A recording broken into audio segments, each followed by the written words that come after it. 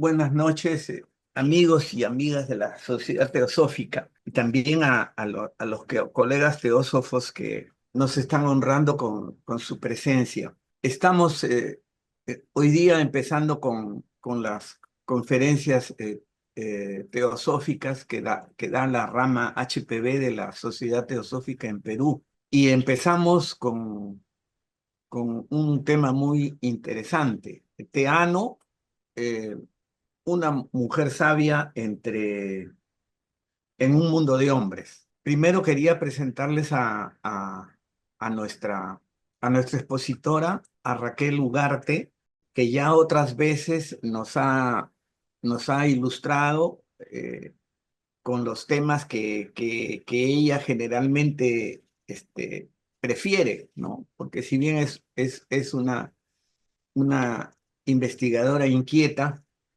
tienes una inclinación por los temas de la antigua Grecia y también con los temas relacionados con el sexo femenino. Ella es matemática de profesión, es ingeniera, ha estado dedicada a la docencia muchos años y también a negocios personales. Y como matemática le ha traído el tema de Pitágoras, ¿no?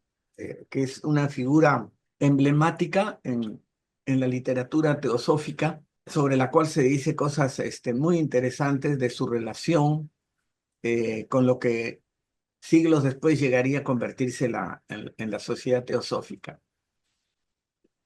Ella está tocando también el tema de Teano, deduzco yo, por la peculiar situación eh, de una mujer, este, como bien dice, metida en un mundo de hombres en el que los hombres desempeñan los papeles principales y las mujeres tienen papeles secundarios o papeles detrás del telón, ¿no? Pero lo que uno generalmente ve es figuras masculinas, ¿no? Y si bien en Grecia ha habido mujeres muy destacadas, este, que han pasado a la historia, ¿no? Eh, pero sin embargo la figura de los hombres es preeminente, predominante, ¿no? Y así ha sido en toda la historia que tenemos registrada, ¿no? La figura de los hombres en primer lugar y la de las mujeres como artistas secundarias, ¿no? El por qué es así, eso es algo que habría que analizarlo extensamente. Entonces, esta conferencia, la primera conferencia que estamos presentando, ¿no? Trata sobre Teano, una figura de la cual hay muchas interpretaciones y pocos datos históricos, porque no olvidemos que Pitágoras es anterior a la época de los grandes filósofos de Grecia, ¿no? eh, y recién se estaba, parece, escribiendo textos que han pasado a la historia, ¿no? Y que son susceptibles de interpretación histórica para poder entenderlos mejor.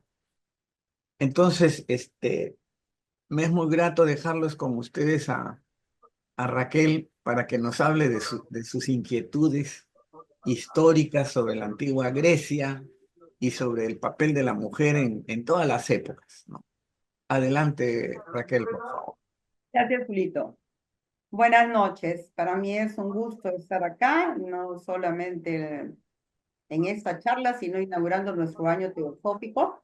Nosotros empezamos a dar nuestras charlas públicas los últimos miércoles de cada mes, empezando en febrero y terminando en noviembre.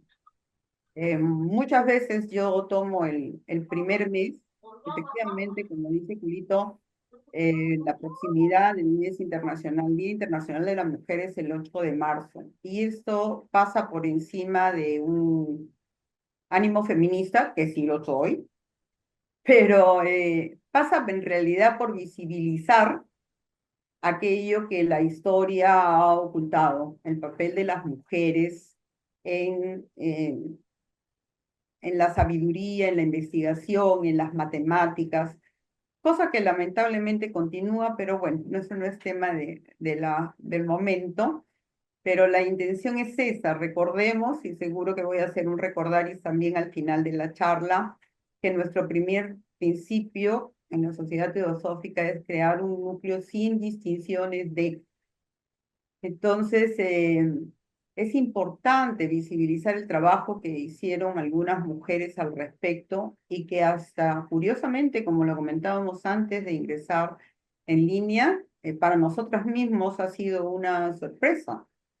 Yo hace unos años, o sea, al transcurso de los años, he hablado de Aspasia de Mileto, he hablado de Hipatia, que es la primera mujer matemática que se considera, porque sí, de ella sí hay literatura, de Safo, de Lesbos, pero esa vez me encontré con este personaje y me pareció muy interesante, y de la mano de ella, en realidad vamos a darnos una vuelta por Grecia para entender el contexto, inevitable hablar sin hablar de Pitágoras, y cómo fue ese mundo y cuál es el gran mérito que tiene ella como mujer y Pitágoras como un filósofo que aceptó mujeres en la escuela pitagórica. Teana, una mujer sabia en un mundo de hombres. He querido primero darnos una paseadita por Grecia. Eh, Como la mayoría sabemos, uy, el origen de Grecia tiene que ver con la cultura cretense y la micenoica, con sus misterios, bueno, esos son más antiguos todavía. Un ratito, quiero pasar esto a otro lado que me está molestando acá. Ok. Con la leyenda del Minotauro y todo aquello. En un momento determinado, los griegos micénicos se establecen en Grecia, pero bajo una forma de ciudades, las polis, las famosas polis. En este mapa que no está Crotona, que no está, que es el sur de Italia, porque el sur de Italia también pertenecía a Grecia, he marcado algunas ciudades que creo que valdría la pena considerar. Entre las ciudades que está obviamente Atenas, la más importante probablemente de Grecia, junto con Esparta. He marcado hacia arriba Termópilas por ser una ciudad que la mayoría tenemos una idea, porque la hizo famosa la famosa batalla de los 300 con Leonidas al mando. He marcado Olimpia, porque Olimpia era una polis en la cual se desarrollaban los Juegos Olímpicos. Cabe mencionar que estas polis, que si bien las unía historia y lengua, guerreaban mucho entre ellas. Cuando no guerreaban con los persas, que fue finalmente quienes los conquistan, guerreaban entre ellas. Pero cuando eran las Olimpiadas, hacían una tregua para permitir que todos los atletas de las polis llegaran a la ciudad de Olimpia a celebrarse las Olimpiadas, que obviamente era solamente entre hombres libres. Luego Samos, que está mucho más a la derecha, que es la ciudad donde nace Pitágoras. También he marcado Lesbos, que es la ciudad donde vive una mujer que tiene mucha influencia en la historia griega, Safo de Lesbos. Y he marcado una ciudad que muchos probablemente no se acuerden mucho, que se llama Esmirna. Yo les aconsejo que lean el libro sobre Esmirna, porque Esmirna, si bien es cierto, fue una polis griega, tiene mucha importancia en la época de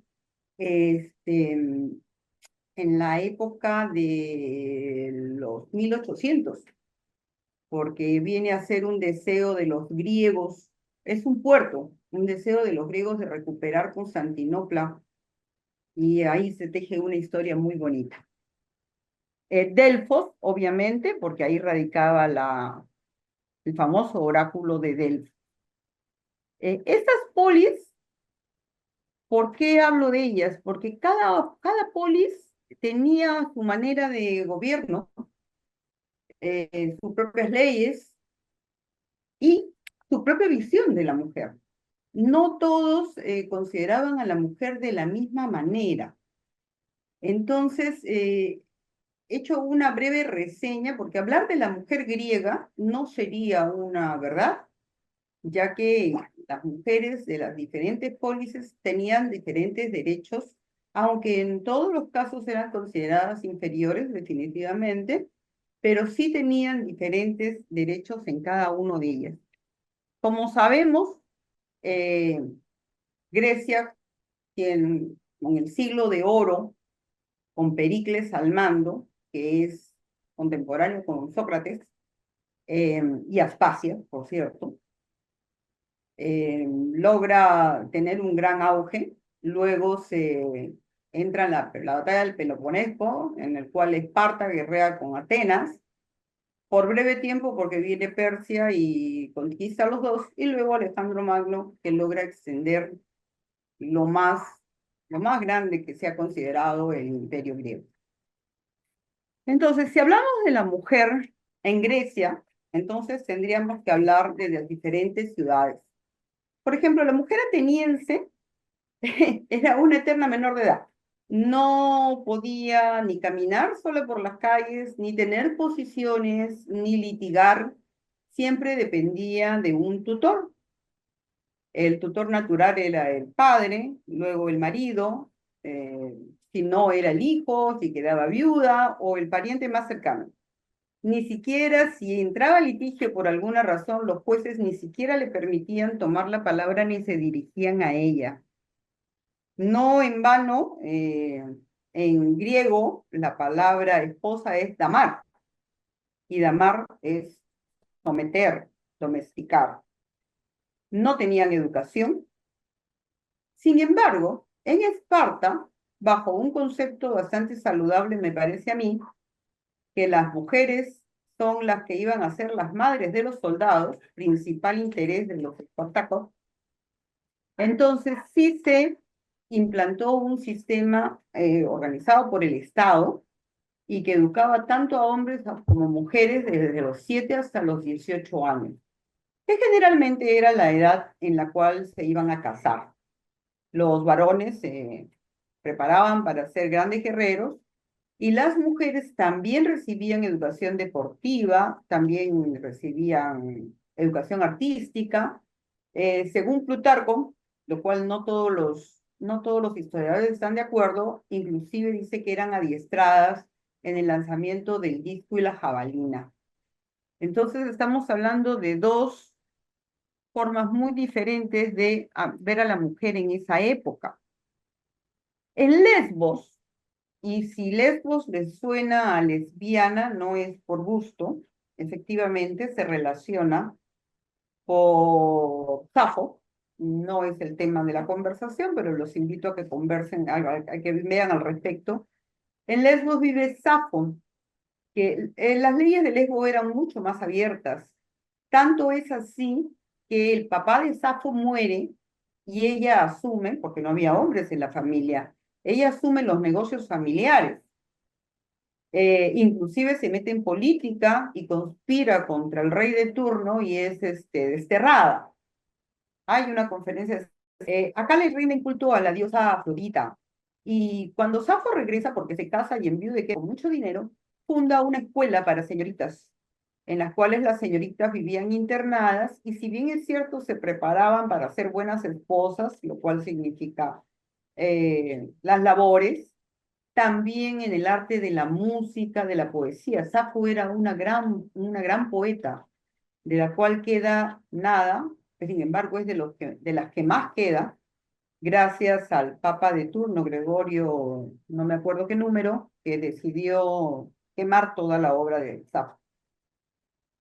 Me llamó la atención también Gortina, que es otra de las polis griegas, donde si bien es cierto la mujer era inferior, pero estaba protegida, las leyes la protegían contra la violación y inclusive podían heredar, recibían la mitad de la herencia de un varón, pero la recibían. Y esa era la dote para su matrimonio. Otra cosa, otra goyoría, otro derecho que tenían es que esta dote era suya. Ni sus hijos ni su marido podían hipotecarla. Y si se quedaban viudas o se divorciaban, podían rescatar esta dote para volverse a casar. Y Crotona, que está al sur de Italia y que es elegida por Pitágoras, ya vamos a ver, y que es la ciudad donde nace nuestra protagonista Tea, ¿no? Que es una ciudad muy dedicada al deporte, muy destacada en las Olimpiadas. Hubo alguna Olimpiada en que Crotona gana los 7 primeros puestos, premios. Era una ciudad floreciente y de bastante más apertura. Entonces, es por eso que cuando Pitágoras regresa, decide quedarse en Crotona.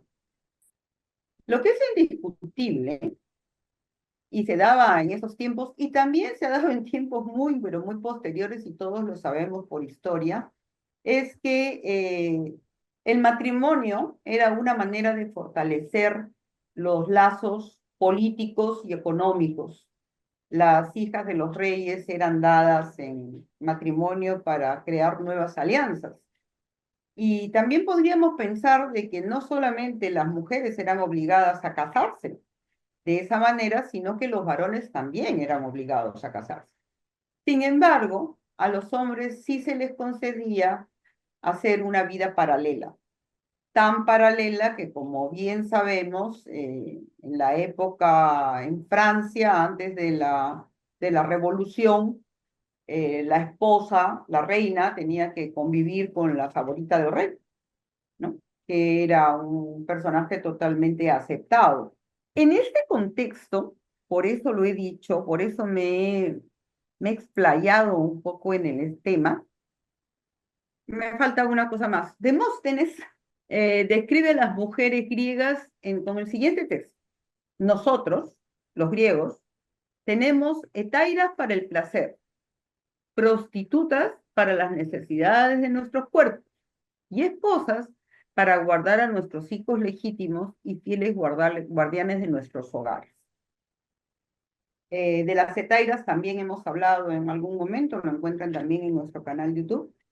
Eran damas de compañía, muy cultas, muy versadas, tenían que ser muy bonitas y muy capaces. ¿Por qué todo esto? Porque en este escenario es de rescatar que la escuela pitagórica acepte alumnas discípulas entre sus estudiantes. Miren ustedes lo que les he referido, miren ustedes cómo era el mundo griego, pero Pitágoras, no obstante, acepta mujeres por sus capacidades. Se dice que eran entre 17 y 20. Contra 255 varones, es cierto, estamos hablando de números aproximados, pero estamos hablando del círculo interno, porque ojo, que la escuela pitagórica tenía un círculo interno en el cual los discípulos tenían que vivir juntos y compartirlo todo, no tenían posesiones y guardar sobre todo muchísimo secreto con respecto a lo que ahí se hablaba. Pero en el círculo externo, o sea, en las oyentes, en los muchos discursos que tanto Pitágoras como sus discípulos daban en plazas públicas, había muchísimas mujeres. Y esas muchísimas mujeres generalmente eran las esposas o las hijas de los hombres influyentes de Crotona en un comienzo, pero luego la escuela logra tener tanta influencia, destaca tanto que muchos griegos viajaban para escuchar estas disertaciones y muchos de los oyentes eran mujeres. Desafiante para la época, ¿no? Desafiante para la época. Estamos hablando del 570 aproximadamente para hablar de Pitágoras, ¿no? Él nació en Samos, su padre tenía una posición más o menos acomodada y un trabajo que tenía que ver con puertos, lo cual hace que Pitágoras desde muy chico tenga una muy buena educación y además mucho acceso a diferentes culturas. Se dice que fue discípulo de Tales de Mileto y de Anaximandro y de la sacerdotisa de Delfos, que en ese entonces era Aristoctia. A los 12 años ya era un niño prodigio. También se dice que llegó a Egipto y a Babilonia. De por ahí es donde él toma el teorema que lleva su nombre y que nunca fue su intención que lleve su nombre, pero el mérito de él es demostrar el teorema llamado el teorema de Pitágoras. Pero el teorema de Pitágoras es unos 500 años más atrás de la época de Pitágoras. Él lo rescató del Oriente y lo trajo a Occidente. Fue vegetariano, no comía habas, pero eso sería, no nos alcanzaría esta charla para hablar de todas los preceptos y las reglas que tenía la escuela pitagórica. Eran muchísimos, algunos de los más extraños, pero bueno, y eso sí, era bastante autoritario. Nadie podía renunciar a la escuela pitagórica y nadie podía sobre todo hablar, hablar afuera lo que pasaba en esta escuela, ¿no? Se guardaba muchos años de silencio para ser admitido. Pero ¿cómo forma esa escuela pitagórica? Cuando él regresa con todos los conocimientos que había conseguido en sus viajes por el mundo, decide establecerse en Crotona. Porque como hemos descrito, Crotona pues era una ciudad con mucha más apertura y considera que ahí puede él desarrollar su escuela. Crotona la gobernaba Polícrates y ya en Pitágoras estamos hablando de un Pitágoras de unos 40 años. Si estamos hablando de un Pitágoras de unos 40 años, estamos hablando de un Ateano de 10 años, porque tenía más o menos 30 años menos. Se dice que un hombre muy rico en Crotona, Milón, lo acogió, y Milón tenía una hija, que era Teano. Y así es como Teano entra a la escuela, y además de sus propias habilidades, y tal parece que así empieza la relación entre ellos dos. Si hablamos un poquito de la escuela pitagórica, porque finalmente viene a ser, eh, somos herederos, sobre todo los teósofos, ¿no? Pero la filosofía en general es heredera de la escuela de Pitágoras. Eh, Ellos buscaban la armonía con la naturaleza, una vida austera, una vida disciplinada, una vida espiritual. Habían hombres y mujeres a las cuales se les asignaba labores de acuerdo a sus habilidades. Eso quiere decir que las mujeres no eran aceptadas para que laven y cocinen, sino para que se desarrollasen y cada uno de los miembros se ocupaba para el mantenimiento de esta comunidad de acuerdo a las habilidades que tenía. El secretismo fue algo que pesó mucho en la escuela y probablemente si algunos discípulos no habrían sobrevivido, entre ellos Teano a la cabeza, no hubiera sobrevivido el incendio de Crotona, poco hubiéramos sabido de los avances que había hecho la escuela, porque él mantenía un absoluto secreto al respecto. El símbolo que ven ahí es un pentágono, que en realidad es un pentágono que se puede inscribir en una circunferencia y que más adelante va a dar origen al número áureo, que es un número muy importante para la armonía, que es la diagonal entre el lado de ese pentágono que fue su símbolo. Se dice que en la escuela lo primero que uno veía es el símbolo del pentágono.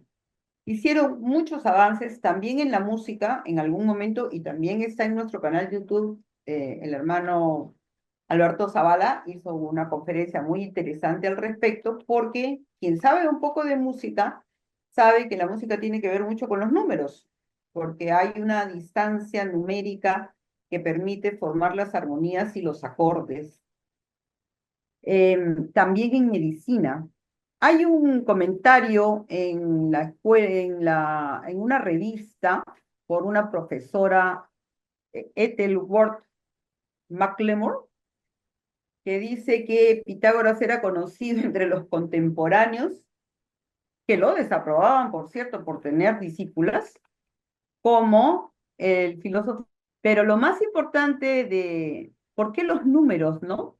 Porque Pitágoras estaba convencido, y luego la ciencia también, y yo con ellos, que así nosotros no lleguemos a conocer aún las leyes que gobiernan ciertos fenómenos naturales de nuestro universo, esas leyes existen.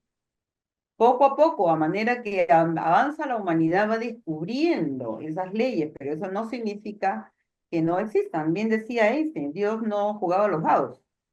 O sea, todo está sujeto a leyes que se pueden descifrar o se pueden entender con los números. El estudio de las matemáticas preparaba al individuo para un avance filosófico, sobre todo la geometría, y era el camino para descubrir el universo. Como seres humanos, y si somos conscientes del universo en que vivimos, ¿qué más no quisiéramos? ¿Cuál no sería nuestro anhelo que descubrir las leyes que gobiernan el universo en el cual vivimos? Em, Algunas reseñas de la escuela pitagórica, en la cual va a tener que ver Teano muy preponderantemente. Comprender el mundo de acuerdo a leyes matemáticas. Luego, es la primera vez que se escucha o que se tiene registro, que se escucha de lo que él le llama la metempsicosis, que es las almas que transmigran después de la muerte a otros cuerpos. Nosotros le llamamos reencarnación, pero con algunos bemoles, porque él consideraba que esas almas también podían ir a los animales. Hay varias anécdotas al respecto. El movimiento, otra de lo que se sabe de los avances de la escuela pitagórica es el sonido de las esferas, ¿no? Inclusive la NASA ha aceptado que es registrado en el espacio un sonido que es inaudible para las personas porque nosotros hemos nacido con ellos, por eso no lo podemos escuchar. Y lo más importante, que es un principio de la sociedad teosófica, todos los seres vivos estamos intercomunicados. Es importante, es imposible no hablar de Pitágoras sin hablar de la tetractis, de la cual no me voy a explayar, pero sí los números que van del 1 al 10, siendo el 1 el más importante, porque representa la unidad. ¿Y qué representa el 2? Justamente cuando la unidad se divide en opuestos. Entre esos opuestos, luz, noche, oscuridad, claridad, entre esos opuestos está hombres y mujeres. Tal vez por eso podríamos comprender que él no tuvo ningún inconveniente en tener discípulas, ¿no? Teano entre sus discípulas. Se dice que Teano ayudó al maestro a identificar la densidad del éter. Como sabemos, y ahora se sabe mucho más, el universo está tiene más abundancia de algo que antes llamábamos nada que de otra cosa. O sea, entre planeta y planeta hay cantidad de materia y esa materia no está identificada. En todo caso, entre ellos dos, o tal vez más, no sabemos, pero se entiende, según Martin Cohen, eh, que escribe un libro muy interesante también. Voy a poner en el Zoom voy a poner una caja de algunos libros que me han parecido muy interesantes para preparar esto, que es Mujeres en la filosofía y por qué tan pocas. Es un estudio bastante interesante al respecto. Pero decía, es totalmente coherente, ¿no?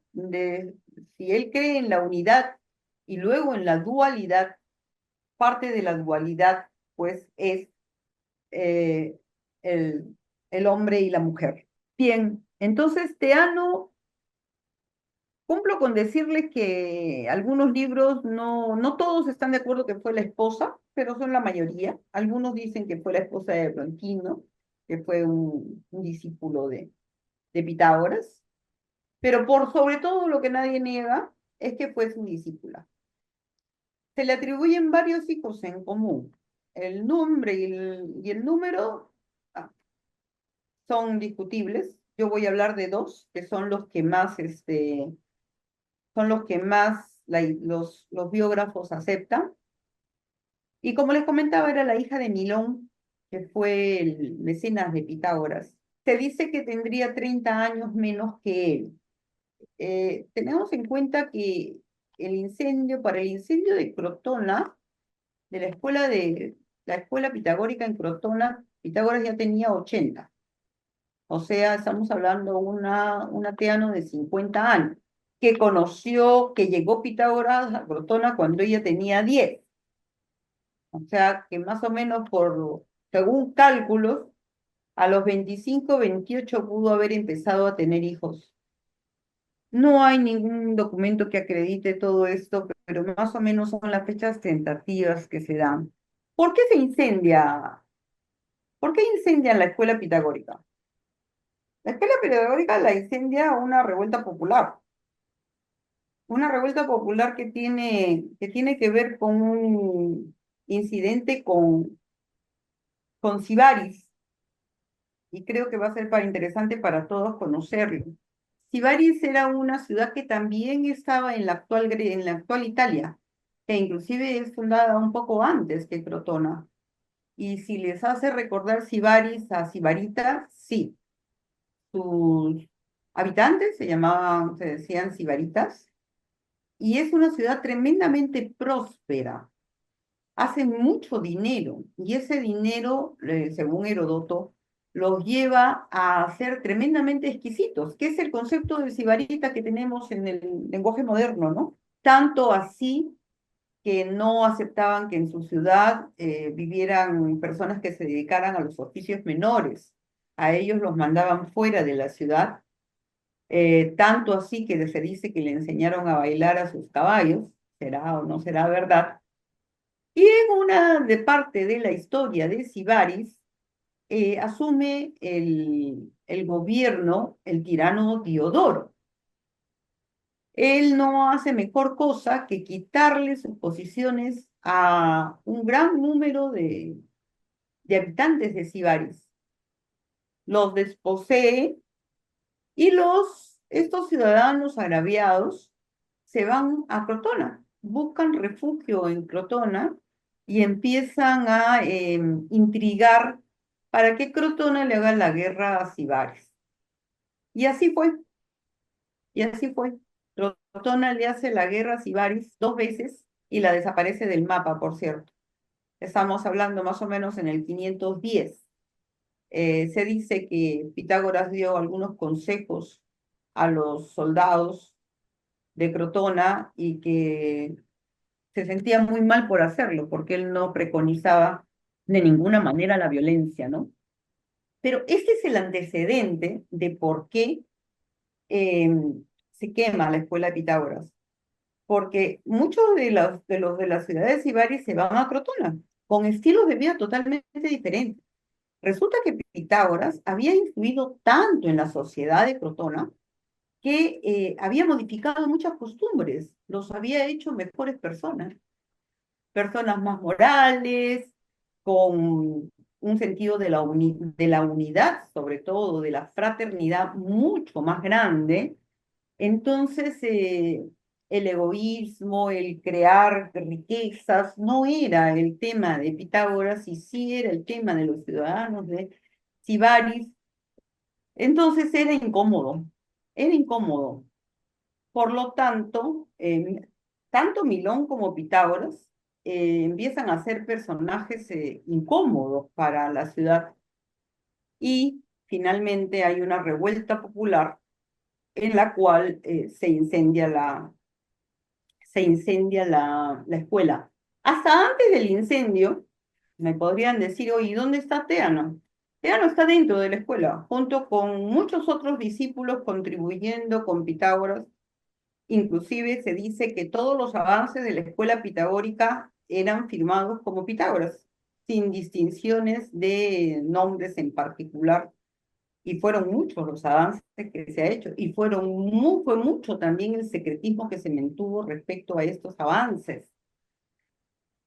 Entonces, ¿dónde está? No, no se sabe mucho de la muerte de Pitágoras, pero sí se sabe que Teano sobrevivió, que es lo importante, junto con otros discípulos y junto con sus dos hijos, Damo y Telauges, y que ellos no solamente sobreviven sus cuerpos, sino también rescatan algunos escritos de la escuela, tanto así que continúan el trabajo. Algunos autores ponen a Teano como cabeza de la nueva fraternidad que ella reagrupa, otros no, otros ponen al hijo, una versión bien masculina al respecto, claro está, otros ponen a algún amigo favorito de Pitágoras, pero la escuela sobrevivió. Lo importante es que la escuela sobrevivió. Pena que Crotona, a pesar, probablemente si Crotona no hubiera sido, eh, los sibaritas no hubieran llegado en tal cantidad a Crotona, Crotona hubiera sido un mejor lugar y la escuela no la hubieran incendiado. Yo les comentaba a mis hermanos que había leído el libro del historiador por antonomasia, Diógenes Laercio, y encontré una carta que no la voy a leer toda, no la he puesto en la presentación tampoco, y tampoco la encuentro acá, que es la carta que Anaximandro le escribe a Pitágoras cuando Pitágoras decide irse a Crotona. Y voy a leer solamente el comienzo. El texto entiendo que fue hallado. Anaximandres a Pitágoras. Me pareció muy bien que partieses de Samos a Crotona para vivir tranquilo, pues los hijos de Eaco y otros obran mal, y a los milenios nunca les falta tirano.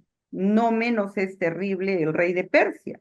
Si no queremos ser sus tributarios, acuérdense que finalmente los persas son los que desaparecen el imperio griego, bien que parece que los jonios saldrán en campaña con los persas por la libertad común.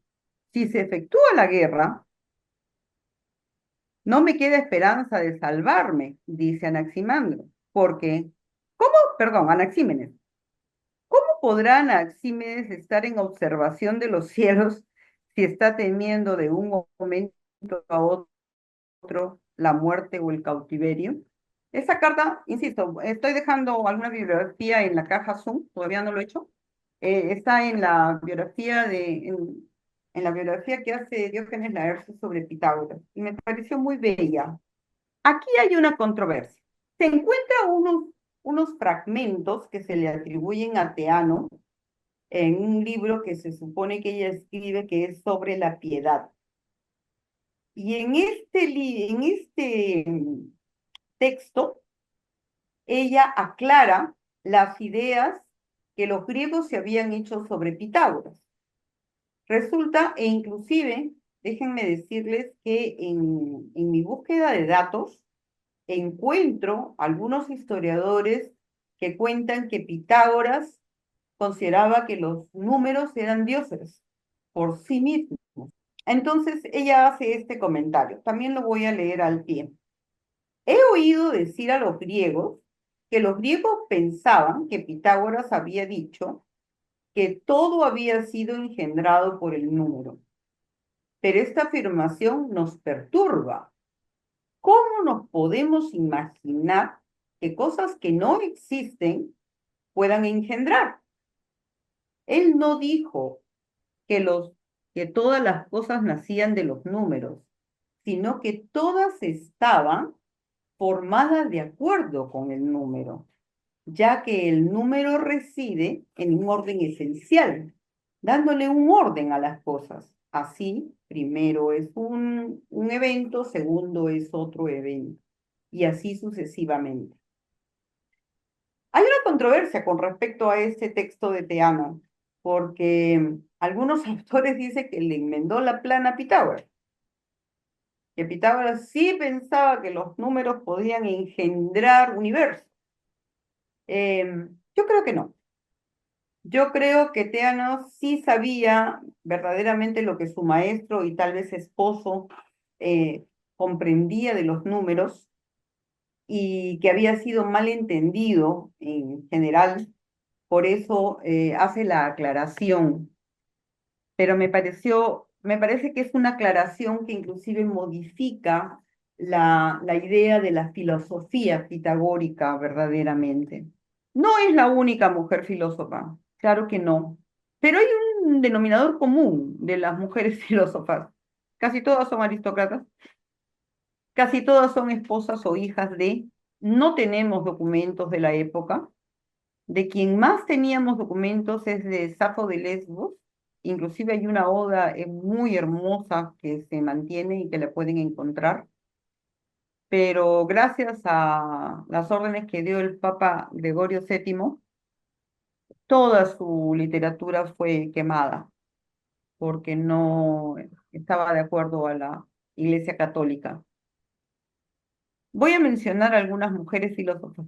Endewana es el nombre más antiguo que podemos conocer. Estamos hablando de 2250 años antes de Cristo, en Mesopotamia. Era una sacerdotisa.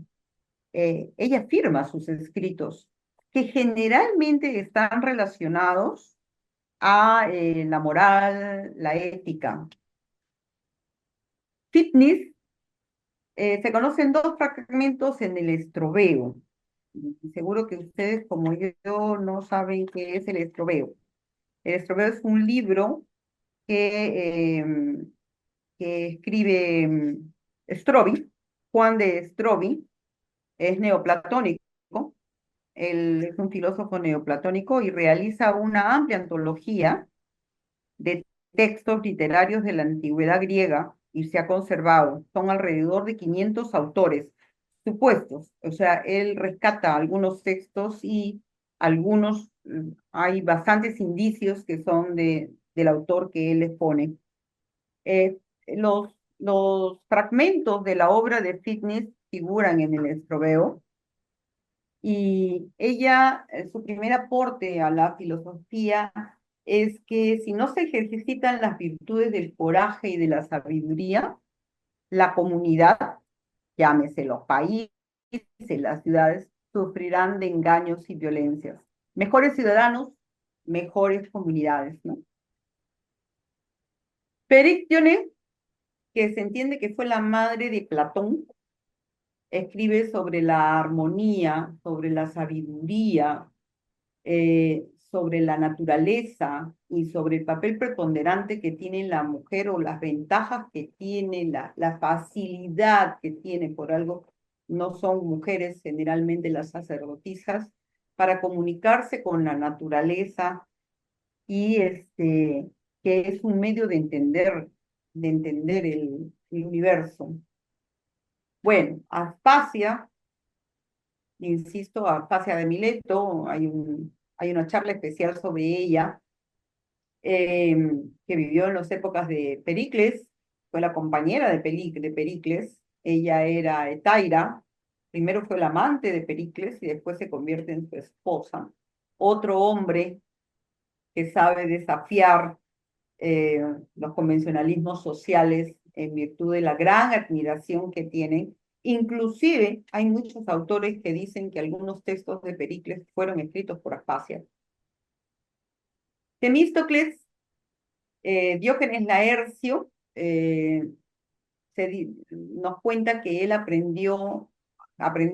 Pitágoras aprendió de ella, fue la maestra de las doctrinas éticas del pitagorismo. Recordemos que, eh, según Platón, en el banquete, decimos según Platón porque no sabemos exactamente si lo que escribió sucedió o no sucedió, Sócrates también alude a una profesora de retórica, a una mujer como su maestra de retórica, Diotimia de Arimatea. A Esara de Lucana, filósofa pitagórica también, escribe sobre la naturaleza. Estos fragmentos también están en el Zoeo. eh, y ella divide al alma humana en tres partes. La mente, que realiza el juicio y el pensamiento, el espíritu, que contiene el coraje y la fuerza, y el deseo, que proporciona el amor y la amistad.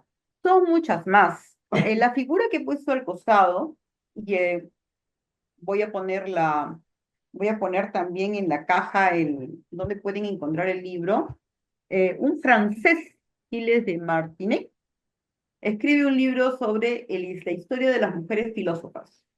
Hace una relación de 27 mujeres estamos hablando desde el siglo sexto antes de Cristo, ¿ah? Filósofas muy, pero muy antiguas, y el trabajo que hicieron, yo los invito a que en algún momento le den un ojo, está como acceso libre en internet, sobre todo se dice que los jóvenes o los niños necesitan referentes, y se dice también que las mujeres no salimos no nos aficionamos a las ciencias, a la filosofía, por falta de referentes. Bueno, pues ahí van a encontrar bastantes referentes. Y he querido casi cerrar con una historia actual. ¿Por qué? El por qué lo digo al final. Una historia actual, la historia de Emmy Noether. Así se pronunciará, no lo sé. Emmy Noether es una alemana que le tocó vivir en 1882 y fue hija de un catedrático de la Universidad de Baviera. Era muy inteligente y quiso estudiar en la universidad, pero lamentablemente la universidad no aceptaba mujeres. Señores, no estamos hablando de la época Pitágoras, siglo quinto antes de Cristo, ni siquiera de la época de Hipatia, siglo III después de Cristo. Estamos hablando de 1882. Pues las mujeres no eran aceptadas en las universidades. Sin embargo, son dos las mujeres que logran entrar a la universidad en calidad de oyentes, solamente en calidad de oyentes y solamente si el profesor de la clase estaba de acuerdo y no podían tomar la palabra. Bueno, ella asistió a clases de matemáticas y física y logra dar el examen de grado, y se logra, solamente siendo oyente, se logra graduar y con honores. Ella crea un teorema que no los voy a aburrir explicándoselo, pero es un teorema que ayuda mucho a la teoría de la relatividad de Einstein, porque se llama sobre las invariantes, la, la libertad que tienen los números para moverse en un eje o en otro. Bueno, tenía un protector en la escuela de Baviera, Hilbert, y Hilbert se encarga de que Einstein reciba el trabajo de esta señorita. Dice que cuando Einstein vio el trabajo de Emmy, agarra y le manda un mensaje que a la letra dice: estoy impresionado que estas cosas puedan ser entendidas de una manera tan general. La vieja guardia de Gotinga, la ciudad, debería aprender algunas lecciones de la señorita Nether. Se ve que sabe lo suyo. Es reconocida por Einstein. Al final de cuentas, y como dato histórico, viene la guerra, vienen los nazis, ella tiene que salir de Alemania y muere prematuramente a los 53 años. Decía yo que esta y otras charlas que yo he hecho que involucran a mujeres eh, no tienen que ver con mi vocación feminista, la cual de ninguna manera niego, sino que tienen que ver con teosofía. El primer principio de la sociedad teosófica es formar un núcleo de la fraternidad universal de la humanidad sin distingos de raza, credo, sexo, casta o color. Los que estamos en teosofía comprendemos que el ser humano es un ser humano en construcción. Por lo tanto, este tema de que si las mujeres son reconocidas o no, no es un tema de mujeres, es un tema de humanidad, es un tema de tanto hombres como mujeres. Recordemos que en los libros muy antiguos, la señora Blavatsky nos habla de la separación de los sexos que antes no lo sabía, que tiene que ver con la aparición del instinto, ¿no? La separación de los sexos hombre-mujer da origen al instinto, un instinto que nos gobierna, así como gobierna a los animales, ¿no? Un instinto que nos gobierna aún a los seres humanos y que esa es la tarea por cumplir. Justamente nuestra misión es dominar nuestros instintos y así va a evolucionar la humanidad. Encarnamos en diferentes cuerpos, de hombres y de mujeres, y tenemos diferentes lecciones en ese camino de diferentes vidas. Por consiguiente, por eso insisto que ese no es un tema de hombres ni de mujeres. Además, todos tenemos madres, hijas, esposos, hijos, así que es un tema de humanidad, ¿no? Si bien es cierto, la mujer cuenta con el don de engendrar la vida, parir y alimentar a un nuevo ser humano, eh, no es lo único que nos identifica. No hay ninguna razón para que se encasille solamente en este papel. Y poco a poco las mujeres han ido conquistando su propio espacio y haciendo ver de que somos perfectamente capaces de contribuir a la humanidad en diferentes áreas. Yo tengo una reflexión, ¿no? O sea, el mundo, en la humanidad generalmente está en 50-50, la mitad de hombres y la mitad de mujeres. Y en realidad la historia se ha perdido, y felizmente ahora lo está recuperando, de contar con el motor del 50% de sus caballos de fuerza.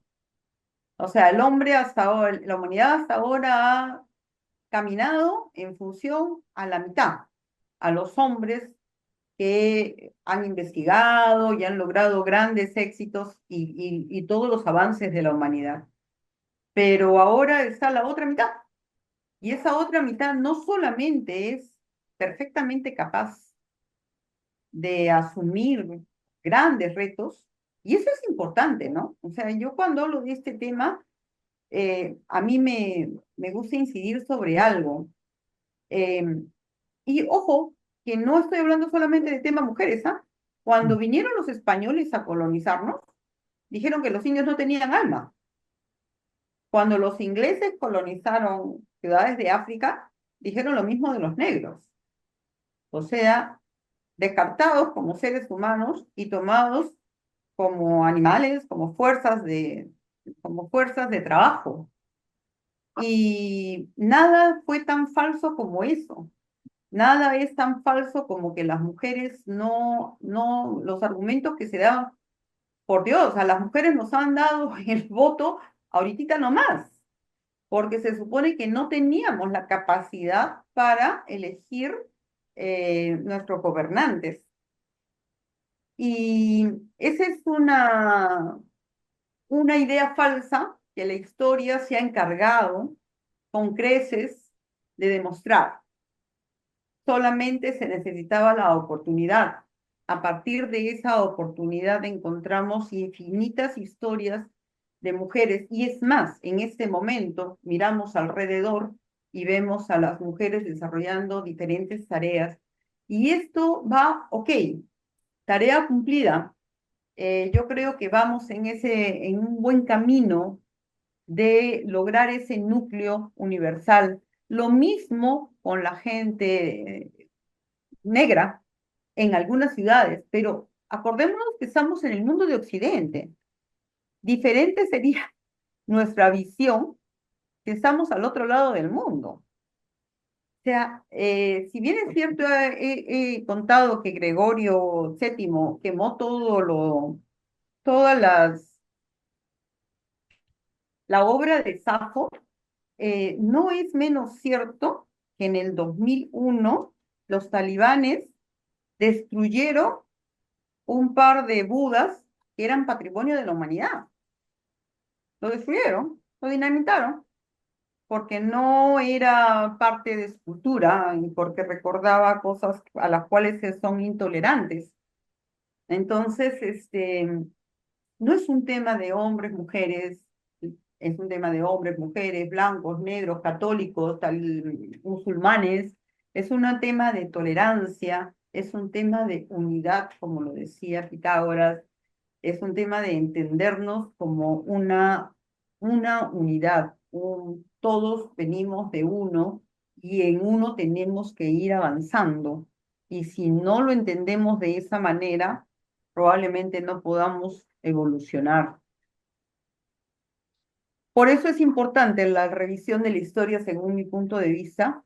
Espero que la historia que les he contado les haya gustado, que investiguen al respecto. Todavía no pongo la caja, no se vayan, la caja de libros. Y acá hay tanto personajes hombres como mujeres, Aspasia, Safo, Sócrates, Platón, Pericles. Ojo, no todos. Aristóteles decía que las mujeres éramos hombres mal hechos, hombres fallados. No todos han tenido la apertura y todos somos hijos de nuestros tiempos, como siempre lo conversamos con Julio, ¿no? Para analizar a una persona hay que, hay que saber en qué tiempo vivió y cuáles eran las verdades que en su mundo existían. Pero ahora la invitación como sociedad teosófica, más que como mujer feminista, como sociedad teosófica es a abrir nuestra mente y saber que todos son nuestros hermanos, todos, ese malvado tan malvado que violó, y también, somos una unidad. Y en la medida en que podamos entender eso, la humanidad también evolucionará y llegará a la espiritualidad, que es lo que todos pretendemos.